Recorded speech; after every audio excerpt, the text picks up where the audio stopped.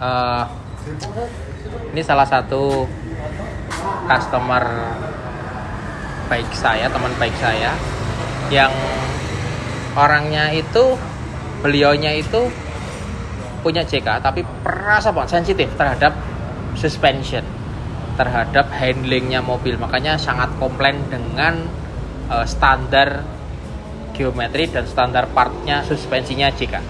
Mobilnya JK Rubicon 2013 2 pintu. Nah, 2 pintu itu sama 4 pintu, tapi lebih parah 2 pintunya. Jadi mobilnya terlalu goyang, apalagi pasang ban 35 gini.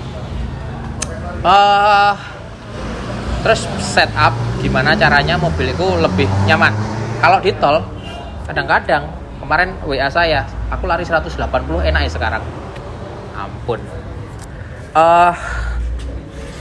Memang mantan pembalap, jadi begitulah. Rumahnya Klaten. Ini concern modifikasinya selain mobilnya klimis pakai daily gitu, juga kita yang paling utama adalah suspension. Kalau pengen punya JK 2 pintu kenceng, nyaman, pakai ban 35, modifikasinya boleh contoh seperti ini. Yang pertama adalah arm setnya ganti semua pakai Synergy. Track barnya pakai JKS ini. Sebenarnya track bar pakai apa aja sama aja. Menurut saya Teraflex paling kuat. Cuman waktu itu adanya JKS, Teraflex kita habis, jadi akhirnya pakai JKS. Arm setnya pakai Synergy. Long tail rod sama dragling pakai Synergy juga. Nah, arm set itu 8 buah arm itu membuat JK itu tidak gini-gini, membuat lebih stiff karena tidak karet to karet armnya, tapi ada bushingnya, jadi dia lebih flat gitu.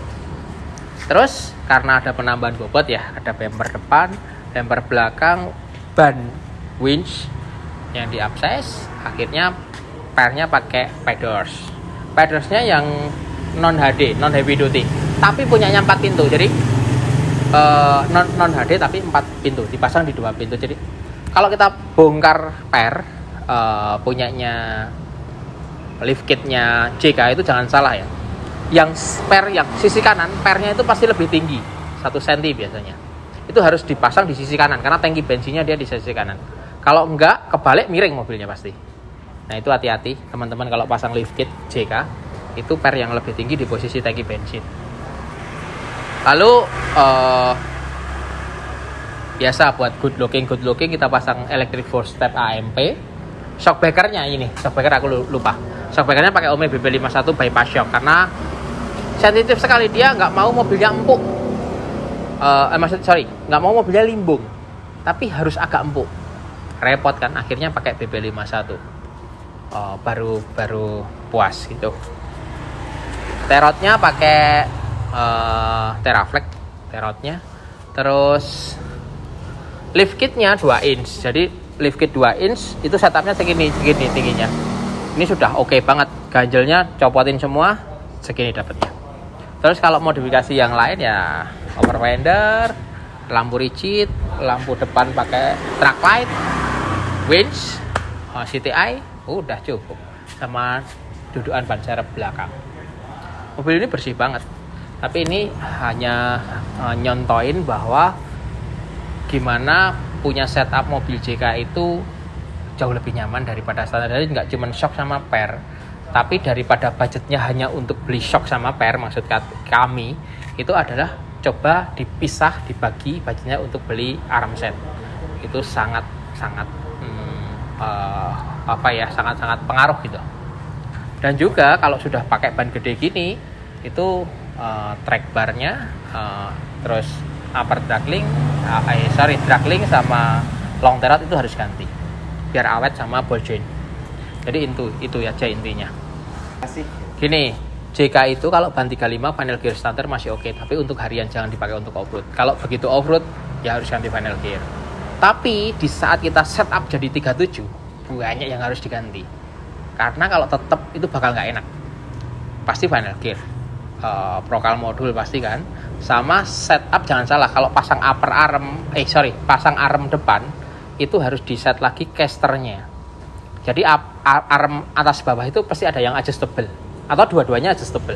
Itu buat apa? Buat ngeset sudut casternya balik lagi. Kalau aku suka set di antara 5 sampai 7 derajat supaya setirnya nggak lari-lari. Jadi waktu ngebut kencang jalannya gelombang gini, setirnya nggak lari sini lari sana. Kalau lari-lari itu bukan shockbreaker setir aja, tapi masalah sudut caster yang utama. Jadi perhatiin sekali kalau ganti arm, sudut casternya harus setup.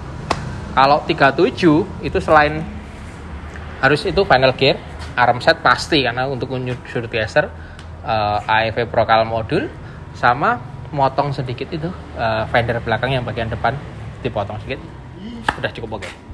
Tapi ya itu handlingnya nggak sebagus 35 gitu. Kalau mobilnya belum tipe Rubicon, kalau ganti ban 35 atau 37 sebaiknya oil coolernya dibikin external oil cooler. Kalau Rubicon sudah ada external oil cooler untuk Matic ya, tapi kalau yang tipe belum Rubicon itu pasang external oil cooler.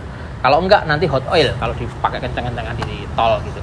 Terus sarannya lagi kalau di Indonesia sebaiknya termostatnya diganti. Bisimoto yang temperaturnya lebih rendah, 78 derajat dia udah buka, itu pengaruh banget. Kalau punya budget lagi, radiatornya ganti koyorat kalau suka ngebut atau suka off-road. Itu aja udah cukup.